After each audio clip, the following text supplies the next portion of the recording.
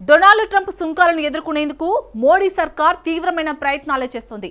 అమెరికాకు చేసే ఎగుమతులను డైవర్ట్ చేయడానికి ప్లాన్స్ వేస్తుంది. ట్రంప్ని దెబ్బ కొట్టేందుకు అమెరికా మిత్రులపైనే భారత్ కన్నేసింది. గతంలో ఎన్నడూ చేయని పనిని భారత్ చేస్తుంది. రిపబ్లిక్ డే ఉత్సవాలకు యూరోపియన్ యూనియన్ టాప్ లీడర్లకు భారత్ ఆహ్వానం అందించింది. ఈయూతో భారత్ స్వేచ్ఛా వాణిజ్యంపై చర్చలు ఊపందుకున్నాయి. వచ్చే 2 నెలల్లో ఒప్పందం కార్యరూపం దాల్చనుంది. ఈ నేపథ్యంలోనే భారత్ తన మిత్రరాలిగా ఈయూను ఎంచుకుంటోంది. ట్రంప్ని భారత్ నేరుగా అటాక్ చేయడం కాదు, ఈయూతో కూడా దెబ్బ కొట్టించేందుకు మోడీ ప్లాన్ వేశారు. రిపబ్లిక్ డే ఉత్సవాలకు ఈయూ టాప్ లీడర్స్ వస్తారా? స్వేచ్ఛ వాణిజ్యంతో ఎవరికి ప్రయోజనం? Let's watch. ట్రంప్ను దెబ్బ కొట్టేందుకు ఢిల్లీ వ్యూహం ఏంటి? రిపబ్లిక్ ఉత్సవాలకు ఈయూ అతిథులు వస్తారా? ట్రంప్ సుంకాలకు ఫ్రీ ట్రేడ్తో చెక్ పడుతుందా?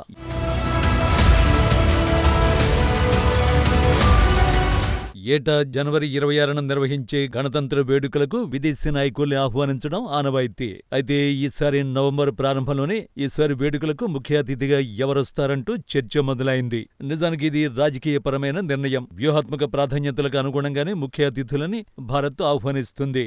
ఈసారి మాత్రం యూరోప్ నుంచి అతిథిని ఢిల్లీ ఆహ్వానించనున్నట్టు తెలుస్తోంది. తాజా నివేదికల ప్రకారం యూరోపియన్ యూనియన్ అత్యున్నత నాయకులు అతిథుల జాబితాలో ఉన్నారు. ఆ నాయకులు ఎవరో కాదు, ఈయూ కమిషన్ అధ్యక్షురాలు Ursula van der Leyen, EU council అధ్యక్షుడు ఆంటోనియో కోస్టాని. ఒకవేళ అది నిజమైతే భారత నిర్ణయం చర్చనీయాంశమని చెప్పొచ్చు.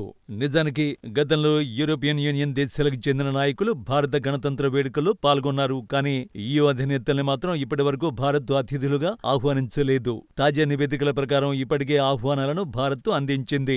ఒకవేళ యూరోపియన్ నాయకులు ఆహ్వానాన్ని అంగీకరిస్తే ఆ తర్వాత ఈయూ ఢిల్లీ ప్రకటించనున్నాయి. నిజానికి ఇది భారీ పరిణామం. గణతంత్ర దినోత్సవ ఆహ్వానం కేవలం ఆతిథ్యానికి సంబంధించింది ఎంతమాత్రం కాదు. ఈ ఆతిథ్యంతో ప్రపంచానికి భారత్ ఓ సందేశాన్ని పంపుతుంది. ఇండియాకు స్నేహితులెవరు, ఎవరి స్నేహం ఆశిస్తోంది, ఎవరితో భారత్ వ్యాపారం చేస్తుంది అన్నవి కీలకం.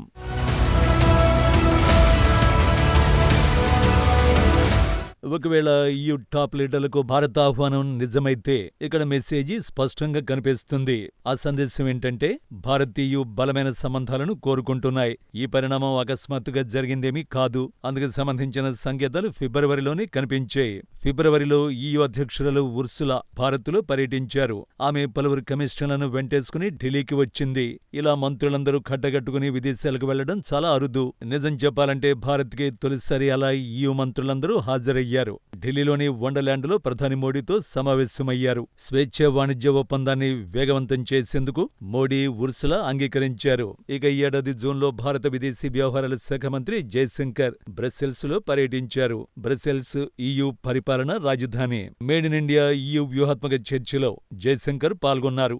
సెప్టెంబర్లో మరో ఈయూ టీం భారత్లో పర్యటించింది. 27 దేశాల ఈయూ రాయబారుల బృందం ఢిల్లీకి వచ్చింది. ఈ నెలలో ఈయూ వ్యూహాత్మక పత్రాన్ని విడుదల చేసింది. దాన్ని భారత్తో సంబంధాలను అప్గ్రేడ్ చేసుకునే పత్రంగా పేర్కొంది. ఈ నేపథ్యంలో రిపబ్లిక్ డే ఆహ్వానం ఈయూ టాప్ లీడర్లకు అందించడం పెద్ద ఆశ్చర్యాన్నేమీ కలిగించదు.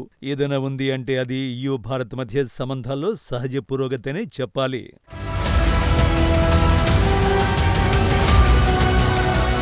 ఇక్కడ అసలు ప్రశ్న ఏమిటంటే ఈయూ భారత్ సాన్నిహిత్యానికి కారణం ఏమిటి? నెక్స్ట్ స్టెప్ ఏంటి? మొదటి ప్రశ్నకు సమాధానం మాత్రం డొనాల్డ్ ట్రంప్. అమెరికా అధ్యక్షుడి విధానాలే భారత్ను ఈయూను మరింత సన్నిహితంగా మారేలా చేశాయి. రక్షణ కోసం అమెరికాపైనే నిత్యం ఈయూ ఆధారపడి ఉంటుంది. తమను అమెరికా రక్షిస్తుందని ఆయా దేశాలు నమ్మాయి. కానీ అమెరికా అధ్యక్షుడు ట్రంప్ హయాంలో అందుకు గ్యారంటీ లేదు. తమను తామే యూరోప్ రక్షించుకోవలసిన అవసరం ఉందని ట్రంప్ వాదిస్తున్నాడు. అంతేకాదు అమెరికాకు అత్యంత సన్నిహితంగా ఉండే యూరోపియన్ యూనియన్ పై ట్రంప్ సుంకాలతో దాడి చేశాడు. నిజానికి ఈయూకు అమెరికా అతి పెద్ద మార్కెట్. ఇప్పుడు ఈయూ దేశాలు 15% ట్రంప్ సుంకాలను ఎదుర్కొంటున్నాయి. ఈ నేపథ్యంలో బ్రసెల్స్ ప్రత్యామ్నాయాలను చూస్తోంది. వాణిజ్యంతో పాటు రాజకీయ మద్దతు కోసం ఈయూ ప్రయత్నిస్తోంది. ఇక ఇండియా విషయంలోనూ ఈయూ తరహా ఆందోళనలే నెలకొన్నాయి. భారతీయ ఎగుమతులపై ట్రంప్ ఏకంగా 50% సుంకాలు విధించాడు. అంతేకాదు భారత బద్ధ శత్రువు పాకిస్తాన్ వైపే ట్రంప్ మొగ్గు చూపుతున్నాడు. కానీ యూరోపియన్ యూనియన్ మాత్రం ఆ పని చేయడం లేదు. నిజానికి చమురు కొనుగోళ్లపై పునరాలోచించాలని ఈయూ డిమాండ్ చేస్తోంది. పలు సందర్భాల్లో రష్యన్ చమురును కొంటున్న భారత్పై యూరోపియన్ నాయకులు విమర్శలు గుప్పిస్తున్నారు.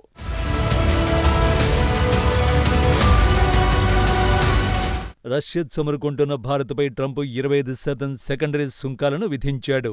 అంతకుముందు ప్రతీకారం పేరుతో 25% సుంకాలు విధించాడు. కానీ యూరోపియన్ యూనియన్ ఆ పని మాత్రం చేయలేదు. అందుకే బ్రస్సెల్స్, ఢిల్లీ స్నేహాన్ని బలోపేతం చేసుకునేందుకు యత్నిస్తున్నాయి. ఇరు దేశాల ఉమ్మడి ప్రయోజనాలు, ఆసక్తులు, ఇబ్బందులను అధిగమిస్తాయని నిపుణులు అంచనా వేస్తున్నారు. ఇప్పుడు రెండో ప్రశ్న చూద్దాం. ఇండియా, EU నెక్స్ట్ ఏం చేయబోతున్నాయి? ప్రస్తుతానికి EU భారత్ మధ్య స్వేచ్ఛా వాణిజ్య ఒప్పందంపైనే అందరి దృష్టి పడింది. ఈ వారం భారత వాణిజ్య శాఖ మంత్రి పీయూష్ గోయల్ బ్రస్సెల్స్ లో పర్యటించాడు. స్వేచ్ఛా వాణిజ్య ఒప్పందానికి సంబంధించిన సగం ముసాయిదా పూర్తయిందని గోయల్ స్పష్టం చేశాడు. మొత్తం 20 చాప్టర్ల ముసాయిదాలో 10 చాప్టర్లు పూర్తయ్యాయని అన్నారు. సూత్రప్రాయంగా మరో 4-5 చాప్టర్లను విస్తృతంగా నిర్మించినట్టు గోయల్ తెలిపారు. బహుశా నవంబర్, డిసెంబరులో స్వేచ్ఛా వాణిజ్య ఒప్పందం ముసాయిదా పూర్తవుతుందని భారత వాణిజ్య మంత్రి చెప్పారు. భారత్, EU గణనీయమైన పురోగతి సాధిస్తాయని గోయల్ స్పష్టం చేశారు. ప్రస్తుతం EU ట్రేడ్ టీం కూడా భారత్లో పర్యటిస్తోంది. విదేశీ వ్యవహారాల మంత్రి జయశంకర్, ఆర్థిక శాఖ మంత్రి నిర్మలా సీతారామన్తో EU టీం సమావేశమైంది. వారి చర్చలో స్వేచ్ఛా వాణిజ్య యుద్ధమే ప్రధానాంశం.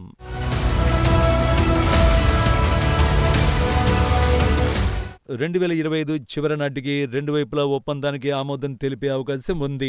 ఆ తర్వాత జనవరిలో EU భారత్ మధ్య స్వేచ్ఛా వాణిజ్య యుద్ధంపై సంతకాలు జరిపే అవకాశం ఉంది. అంతేకాదు జనవరిలోనే EU ఇండియా వార్షిక సదస్సు కూడా నిర్వహించే అవకాశం ఉంది. సో ఇవన్నీ నిజమైతే EU భారత్ స్వేచ్ఛా వాణిజ్యంపై డిసెంబర్లోగానే స్పష్టత వచ్చే అవకాశం ఉంది. జనవరిలో ఒప్పందాలపై సంతకాలు చేసుకోవడానికి సరైన సమయం. ఫ్రీ ట్రేడ్ డీల్ ఇరువైపుల ప్రయోజనాలను చేకూరుస్తుంది. భారత్, యూరోపియన్ యూనియన్ వాణిజ్యం $13,000 కోట్ల. సింపుల్ గా చెప్పాలంటే చైనాతో, అమెరికాతో భారత్ చేసే వాణిజ్యం కంటే ఎక్కువ. పైగా మనకు మిగులు ఎక్కువగా ఉంది. భారత ఎగుమతులు $7,600 కోట్ల పైమాటే. కానీ యూరోప్ నుంచి భారత్ చేసుకుంటున్న దిగుమతులు $6,000 కోట్ల. సో స్వేచ్ఛా వాణిజ్య ఒప్పందం కుదిరితే రెండు వైపులా ప్రయోజనకరంగా ఉంటుంది. అంటే విన్ విన్ పద్ధతి అన్నమాట. అంతకుమించి ఆయుధాలు, స్కిల్డ్ వర్కర్లకు వీసాలు లభించే అవకాశం ఉంది. అంతేకాదు భారీగా పెట్టుబడులు పెట్టేందుకు ఈ స్వేచ్ఛా వాణిజ్య ఒప్పందం అవకాశాన్ని కల్పిస్తుంది. నిజానికి EU కూడా అమెరికా నుంచి తమ ఎగుమతులను డైవర్ట్ చేయాలని అనుకుంటోంది. అందుకే భారత్ వంటి అతి పెద్ద మార్కెట్ను బ్రస్సెల్స్ కోరుకుంటోంది. అయితే ఇరువైపులా ఈ ట్రెండ్ ఉపయోగించుకుంటే రెండు వైపులా ప్రయోజనాలు దక్కుతాయి.